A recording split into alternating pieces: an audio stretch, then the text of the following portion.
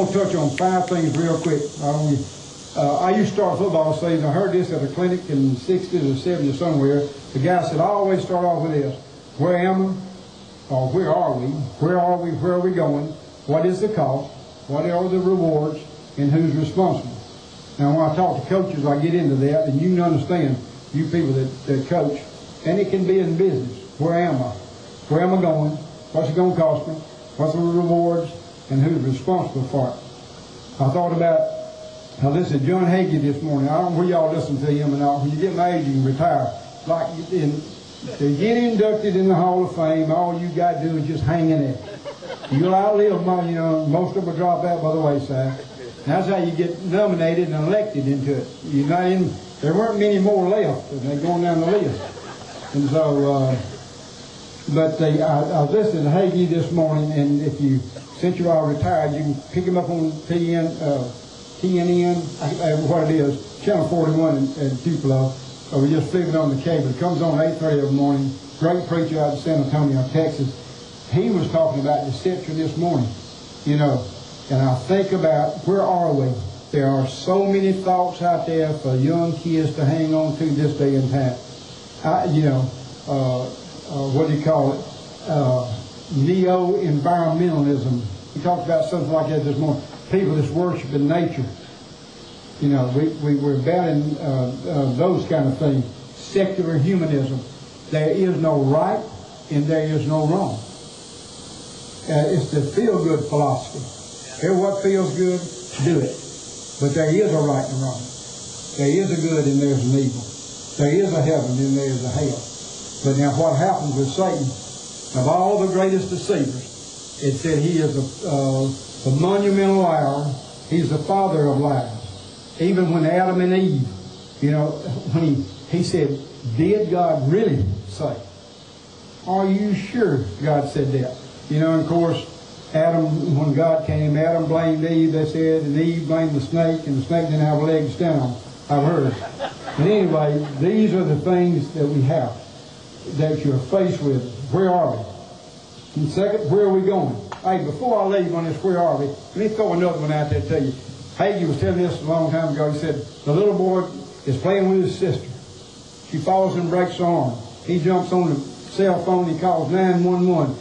And the 911 operator said, can I help you? He said, this is Joey, and my sister has fell and broke her arm. Send an ambulance. And she said, okay, hold on line. She said, Joey, where do you live? He said, I live at the end of Eucalyptus Street. She said, Eucalyptus, spell that for me, Joe. And he said, I tell you what I'll do. He said, I'll just drag her up at Oak Street, and y'all pick her up there. But you need to know where you are. Second, where are we going?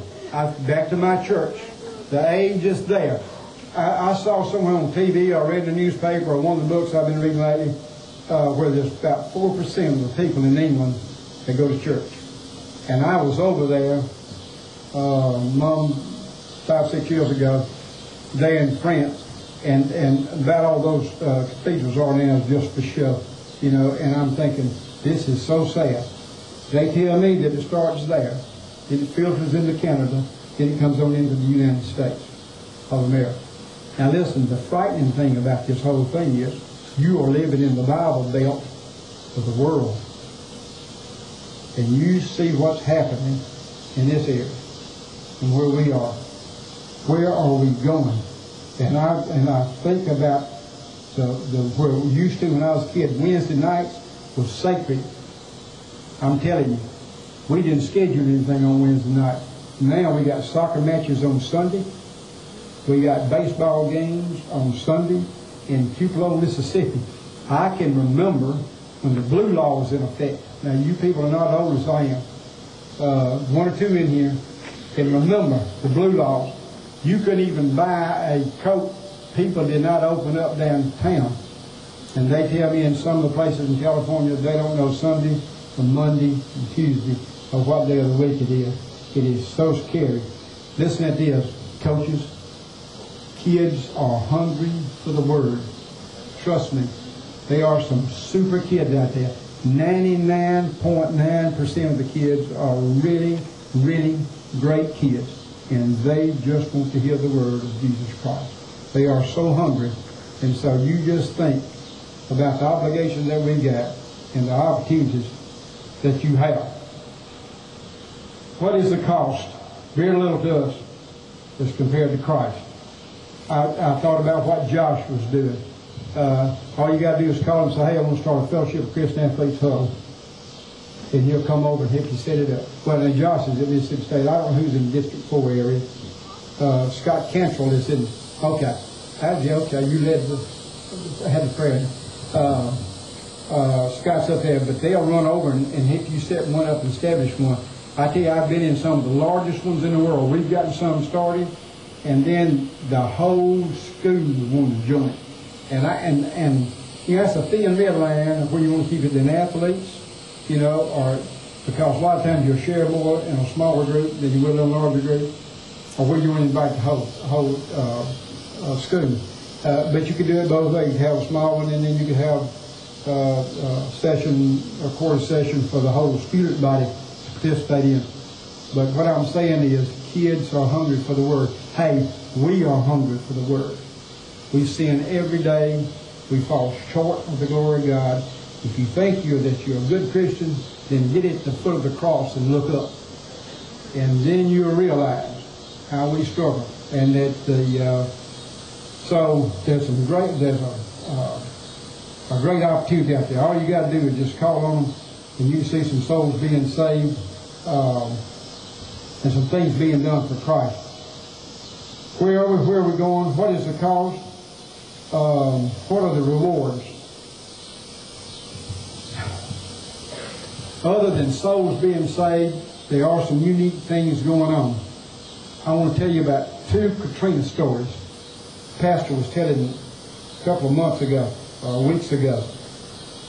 A lady came to a FEMA tent, something where they were unloading. They were unloading baby diapers. These things, not the cloth ones we used to wash, but these,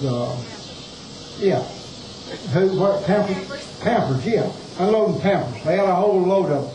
They said, hang around, we'll give you some Pampers. She said, I don't need any Pampers. I need a jar of Vaseline. True story. She said, my child is so raw. I have got to have some Vaseline, and I cannot find it anywhere from Hattiesburg south. And they said, well, I'm sorry, ma'am. I'm going to wait for the next truck. Might be next week. Might be something coming. She said, I've got to have it now. That's why we just don't have it. Anyway, they kept on unloading the truck, and they got down to the last bag and threw it out, and in the corner of the front of the truck was a jar of Vaseline that had never been opened. Now, you tell me God don't work in this serious way? There's another situation where these are true stories, where they had, they were, you know, the FEMA houses, if you've been around in those places, then they got the blue covering on top of the roofs that have been blown off and destroyed. They had these 2 houses sitting side by side. One of them was that FEMA was going to put a new roof on it. So the roofing suppliers brought the the shingles in and put them between the 2 houses. When the roofers came in to put them on, they didn't know which house to put it on. So they just thought, well, the closer to this one, so we'll put it on this one. And he ended up putting it on the wrong house. An old lady and an old man drove in, and they saw it, all of a sudden, their house had been re-roofed. And they said, what have y'all done? They said, well, we were supposed to put a roof on your house. And they said, oh, no, not ours, the other one. But we're so thankful that you messed up, because we were planning on committing suicide today because we couldn't get any help.